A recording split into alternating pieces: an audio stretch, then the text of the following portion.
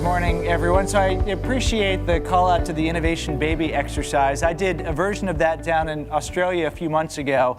The slight twist that I had is I had people identify the company that they worked with, and I said, find someone from a different company, make a baby. And I remember there were some really, really inspiring ideas. There was one person who worked for an elevator company, another person who worked for a company that made chocolate. Can you guess what kind of baby they created? Yes, this is an elevator that has chocolate in it. There was a little work that was required on that afterwards. Well, I'm thrilled to be with you here today to share some of the lessons from our latest book, Dual Transformation. The last time I was on this stage was 10 years ago, and here is a picture of that moment. I was here with the CEO and chairman of Procter & Gamble, A.G. Lafley. As I stared at this picture getting ready for today, I had three recollections, or three reactions. Number one, I thought I was wearing a pretty snazzy tie that day. Number two, my shirt doesn't really look like it fits very well. And number three, this was a really good, inspiring discussion.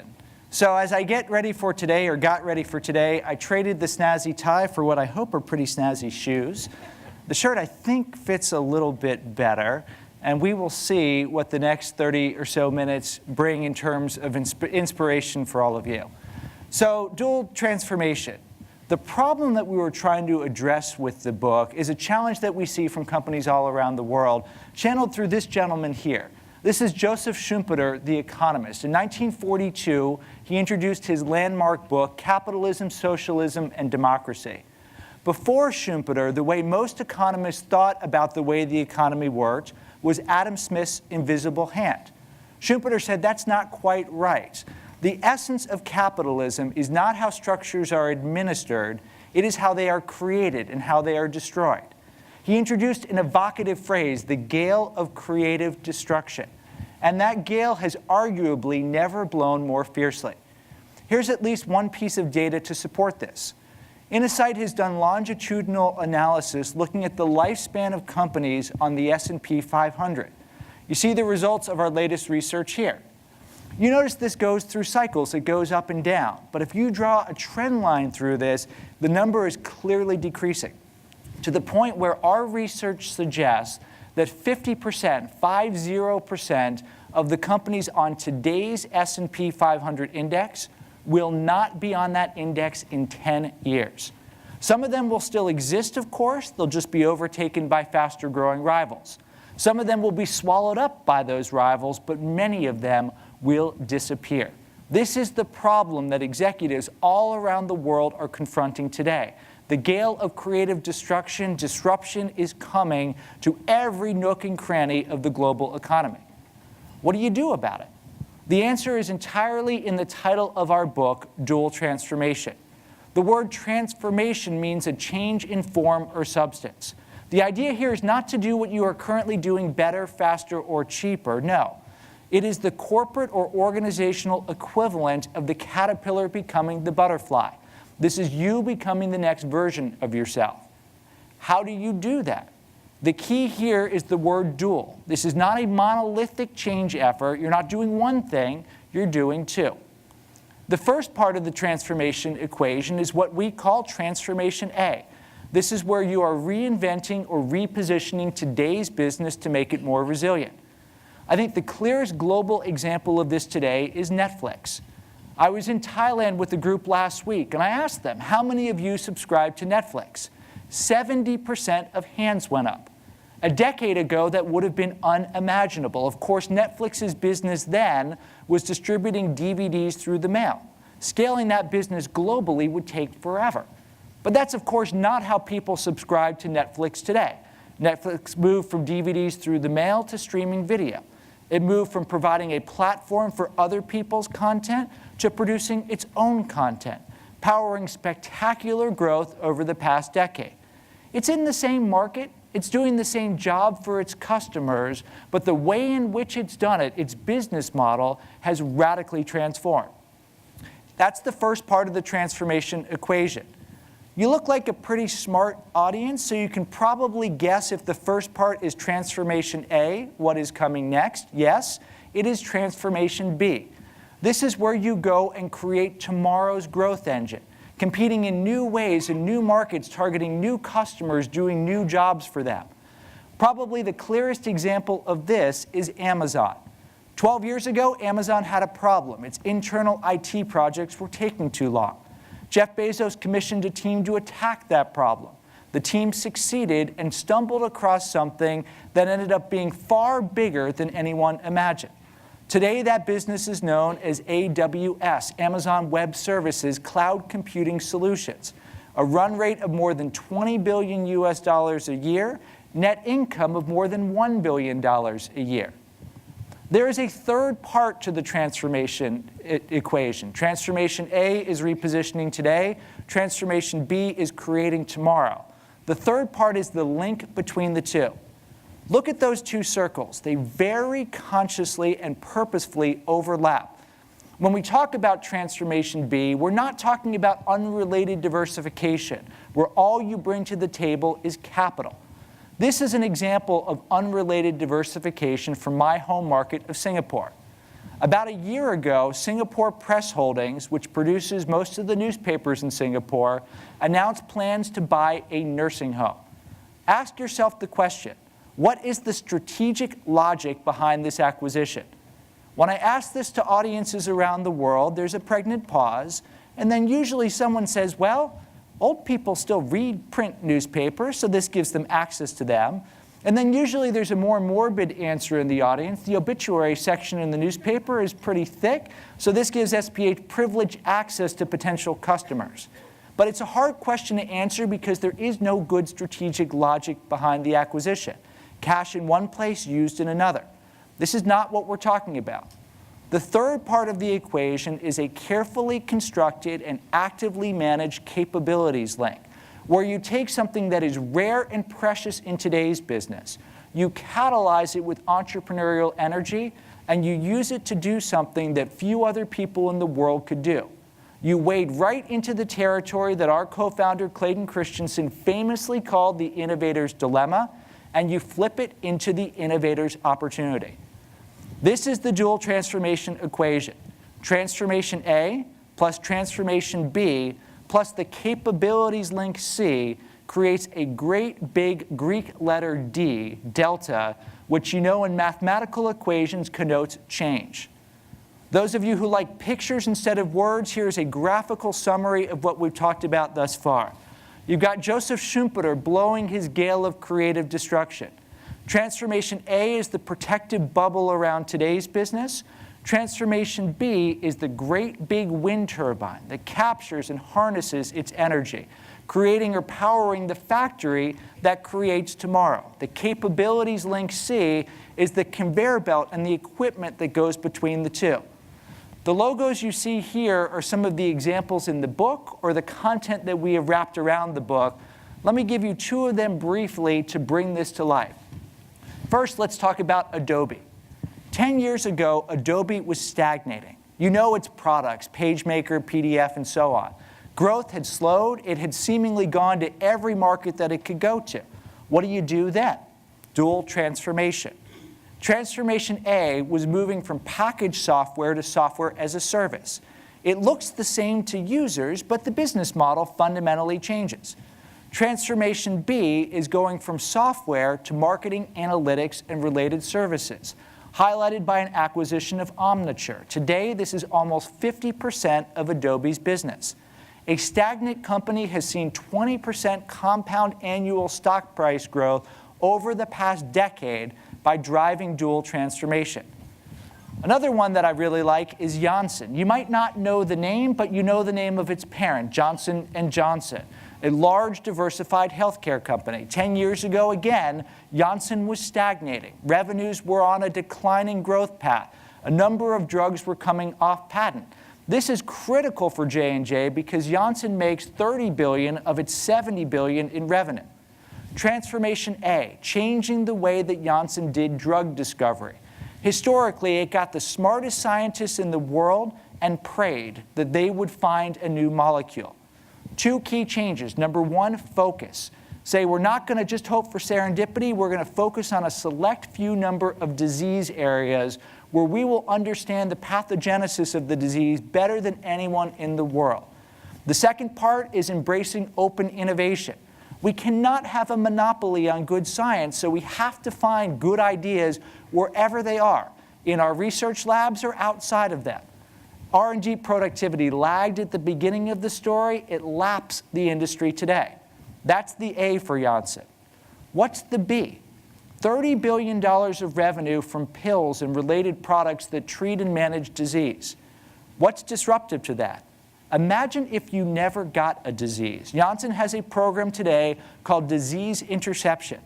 The idea is you create the equivalent of a check engine light for a human being.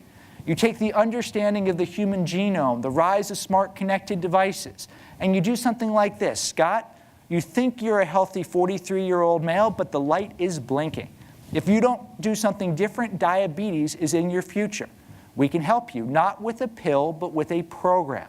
Very different job to be done, very different business model, but one that has the promise of explosive growth for Janssen and also will do a lot of good for humanity.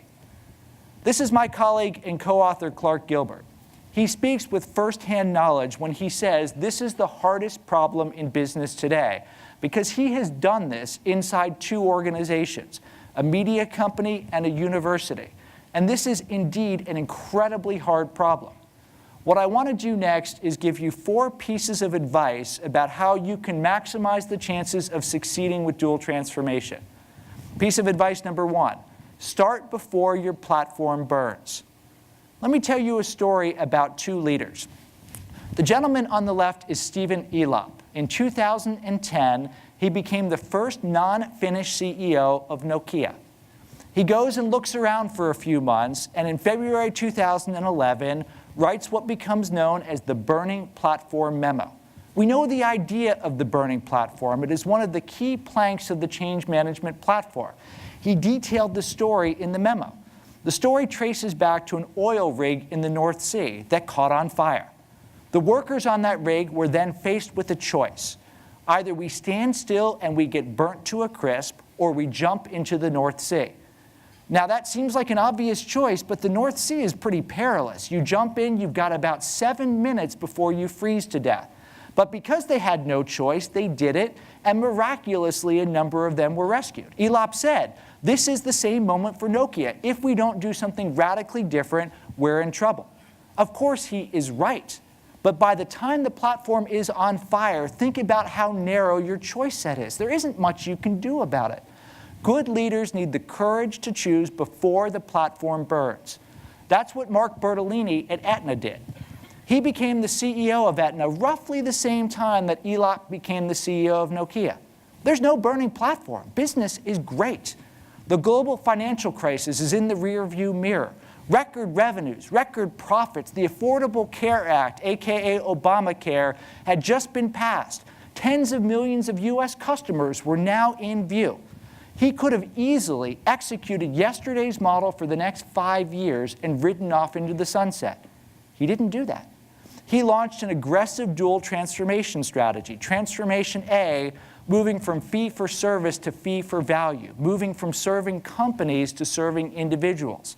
Transformation B, healthcare IT and related services, not insurance-related things. By starting before he needed to, he got ahead of industry trends. This ultimately results earlier this year in Aetna merging with CVS Caremark to create a very different and potentially disruptive type of healthcare organization. Why did he do it? He said, well, to me, the signs are clear.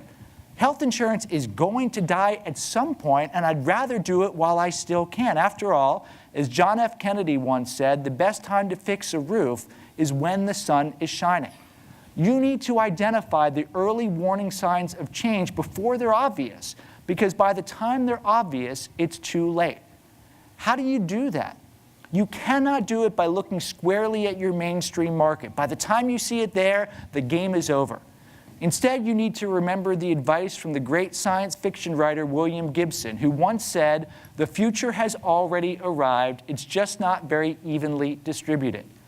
You as a leader need to experience tomorrow today. How do you do that? One thing you can do is spend time with children. This is my 10-year-old daughter, Holly. Holly has been a great source of inspiration for me as I seek to provide guidance to MediaCorp. I sit on the board of MediaCorp in Singapore. It's kind of like the BBC done at Singapore size. The core of MediaCorp is producing and distributing video content, mostly through television channels. I know from watching Holly consume media that MediaCorp needs to change, and it needs to change fast, because she never sits and watches a television channel. Instead, you might see her watching Netflix, but you're much more likely to see this scene in our household. Holly is leaning back, ready to watch one of her favorite YouTubers, Dan TDM. Out of curiosity, anyone in the audience know who Dan TDM is? See a couple hands in the audience. So Dan TDM narrates himself playing games of Minecraft. This is bizarre. I played video games when I was growing up. I totally get that. The TRS-80, Atari 2600, ColecoVision, Nintendo, you name it, I had it. Playing the game I get. Watching someone talk about playing Minecraft is strange to me.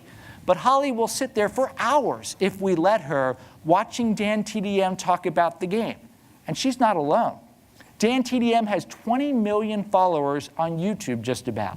And reliable press accounts suggest that he made 20 million British pounds last year through endorsements. This is the future of media.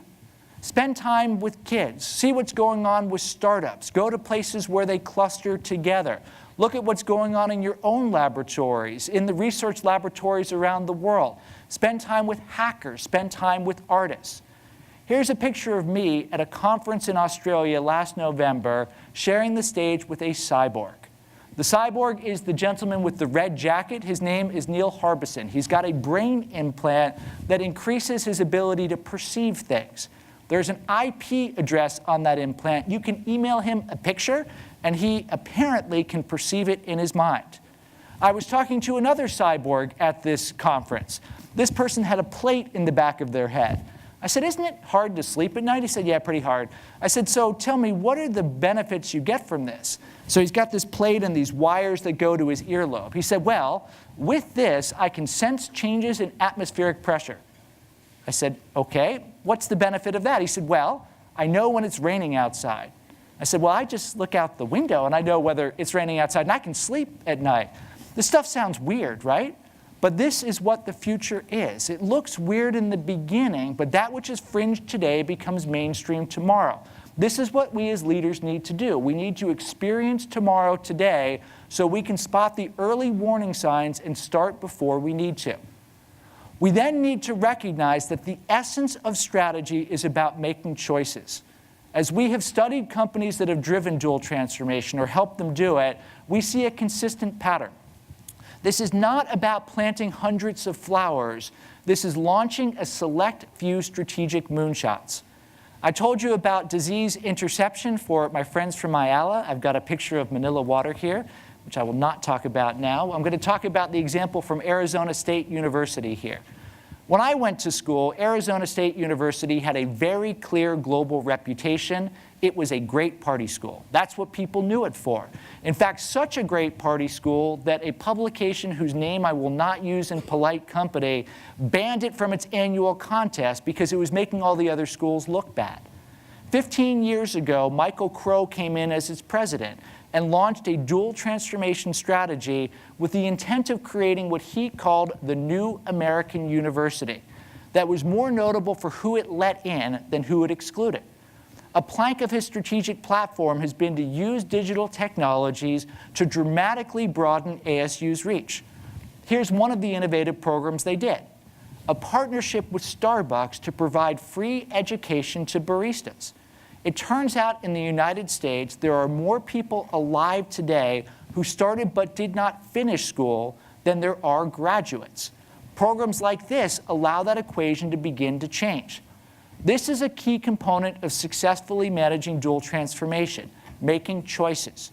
But it's important to recognize that you will never launch and land a moonshot unless the words that you say are matched by the actions that you take. The essence of strategy is not what you say, it's what you do. Look at this little chart here. This is a real example, a company that we advised, and a map of all the projects it was working on. Each of those bubbles represents a project launching on a particular date. The bigger the bubble, the more the investment. Stare at that chart and ask yourself, what strategy is this company following? It's not that hard, right? They're focusing primarily on their core business. They're expanding into some adjacent markets. That's the strategy their actions say they are following. If you talk to its CEO, what would the CEO say the strategy is, do you think? Bold transformation. But that's not where the dollars are going. That's not where the people are going. That's not where the time is going. One of the examples that we profile in the book is from Singtel, the largest telecommunications carrier in Southeast Asia. A few years ago, they launched a dual transformation strategy. A part of that has been to go into new markets, cybersecurity, mobile marketing, big data analytics, and so on. And not just talk about doing it, but make aggressive investments in the space. Back in 2013, it announced publicly the intent to invest 2 billion Singapore dollars, 1.6 billion US dollars, to go and make acquisitions to go into new spaces. I was talking to its board chair, Simon Israel, about it. And I said, why that number? He said, big enough that it matters, it shows intent, but not so big that if we're totally wrong and write it all off, that it risks the company. Strategy is not what you say, it is what you do. And critically, what you don't do as well. The essence of strategy is choice. It's not just the things you choose to do, it's the things you choose not to do. It's the things that you say no to. Barry, are you in the audience here? I know that you are in LinkedIn. You said you were here at the conference. I can't see you with the lights here. I saw this video from Barry Calpino back in 2010 in Singapore. I shamelessly stole it from his presentation. I want to make sure publicly I give you credit for giving me the inspiration for this. The video I'm about to play is a video clip of Nike CEO Mark Parker channeling some advice that he got from the late, great Steve Jobs, reminding us that the most important word in the strategy lexicon has 2 letters, N-O. Watch the video. Last night when we were having dinner that when you first got the job as CEO, you got a call from Steve Jobs and he offered you some advice? Well, he didn't call to offer me advice, but we had worked together on a Nike-Apple collaboration called Nike Plus. So we took what Apple knows, what Nike knows, and brought a new technology to the market. Anyway, long story short, he said, hey, congratulations, it's great, you're going to do a great job. I said, well, do you have any advice? And he said, no, you're great. And then there was a pause, and he goes, well, I do have some advice. He goes, Nike makes some of the best product in the world. I mean, product that you lust after, absolutely beautiful, stunning product. But you also make a lot of crap. He said, just get rid of the crappy stuff and focus on the good stuff. And then I expected a little pause and a laugh, but there was a pause but no laugh at the end. Yeah. And he was absolutely right. And in fact, that's one of my major focal points in terms of my priorities as a CEO and even as a designer when I was growing up at the company, is to edit. I mean, we have so many ideas. Nike is an idea factory. Just get rid of the crappy stuff and focus on the good stuff. When we think about innovation, we think about transformation, we think about that which we create. But the destruction part is important as well. Every case study that we have studied, every project we've worked on, there's disengagement. There's the power of no to create the resource space to go and do new and different things. A challenge then. How do you know what's the crappy stuff and what's the good stuff? It's not always obvious. Third piece of advice, defeat hippos with kites and wind tunnels. What are hippos? Many of you have probably seen the cartoon I'm about to show from the great Tom Fishburne. Hippos are, in Google's view, one of the greatest enemies of innovation. It is decisions made by the highest paid person's opinion. Now, this is a bad scene here where option A is filled with data, option B's got nothing, and the hippo says confidently B. It's often worse when you're working on innovation because there's no data on either side of the board. And while the hippo might have great intuition about yesterday, the hippo doesn't have great intuition about tomorrow. How do you defeat hippos? You fly kites, you build wind tunnels. Alex Slosby, 10 years ago when he was working with Innosight, created this video for us. Enjoy the video.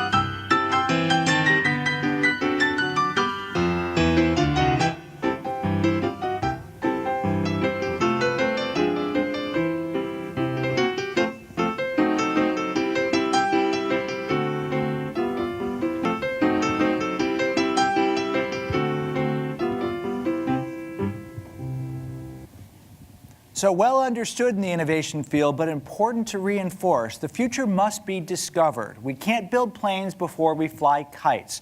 That's running tests, that's MVPs, that's doing test markets, using things ourselves. We want to think about wind tunnels that allow us to test with more efficiency. These are models and simulations and thought experiments. This allows us, by demonstrating the curiosity to explore, to go and discover the future. There's a problem with this, though. As much as we love this type of experimentation, the kites still crash. This gets to my fourth and final tip: dare to try. When I was on stage with Lafley 10 years ago, we were talking about failure and how it felt and what you could take from it. This is the way he described it. You learn far more from your failures than you do from your successes. Far more from your failures. I can remember every time I struck out in high school baseball. I can remember every time I failed, at P&G, and I failed a lot. Now, what we're trying to do now is fail a lot faster, fail a lot cheaper, so we can fail more and get on to the next idea or the next innovation that may become a commercial success. But failure is incredibly important, and learning from failure is very important. It's a nice thing to say, and just about every leader would say something similar to that. But what actually happens when you fail inside an organization? Another cartoon from Tom Fishburne shows the reality. Inside most organizations, we've got cultures of blame and shame where failure is fatal. What do you do to combat this? You dare to try. This is a consciously stolen phrase. This is a prize that is given out by Tata Sons every couple of years. Tata, the largest conglomerate in India. There are two conditions required to win the prize. Number one, you must fail. What you are working on must not work. Number two, you must learn something during the process, because when you dare to try, one of three good things can happen. Sometimes you can learn we should never do that again, and that's really valuable if you learn it in a resource-efficient way. Sometimes you learn we should only do that if you've created a strategic option. You wait to see how the world changes, and then you strike it. Most critically, you learn instead of doing that, we should do this completely different thing instead. If you don't dare to try, how can you possibly hope to succeed? You see why this is the hardest problem in business today. You need the courage to choose before the platform burns, the clarity to focus on a select few strategic moonshots. You got to allocate resources towards them. You need the curiosity to explore. You need the conviction to persevere. This isn't just changing the engine of a plane while it's flying. It's doing that while you're simultaneously building an army of drones around you. This is incredibly hard stuff. I certainly agree with my co-author Gilbert. I do, though, have a slightly different perspective. Channeled through my bobblehead Skoda, my head grafted onto the body of Yoda, different story for a different day. My belief is this is the greatest opportunity in business today. Because when disruption strikes, it is the moment where if you're lagging an industry, you become its leader. It's when great opportunities open up. It's when your legacy is created. I showed you a picture of my one girl, Holly. I've got 4 kids out in Singapore, 3 boys, Charlie 12, Harry 6, and Teddy 19 months. My kids teach me something every day, and the most critical lesson I learned from them is that we enter this world naturally creative and curious. To me, the biggest untapped source of energy in the world is not in the wind, it's not in the water, it's not in the sun. It's inside our large organizations that are filled with people that have curiosity and creativity at their core, but we constrain them and hold it back. Today, I view my job as a parent to make sure my children never lose their love of learning. I view my job as an advisor to large organizations to help leaders release, harness, and amplify the latent innovation energy that lies within. After all, as Archimedes once said, you give me a lever long enough on a platform on which to place it, and I can move the world. The platform is there. The collective capabilities in a room like this are astonishing. I hope dual transformation and some of the ideas I've talked about today make your lever at least a little bit stronger. What comes next? Well, that's up to you. Thank you very much and good luck.